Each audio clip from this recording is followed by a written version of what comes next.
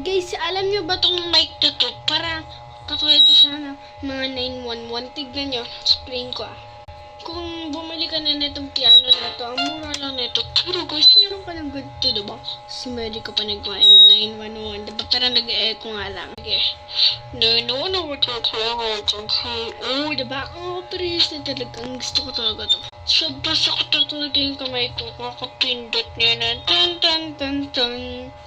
Meron pa yung kanta guys. Sige, papakinggan nyo to siguro. Ayaw. Saan natin to? Na Christmas, abiginahan.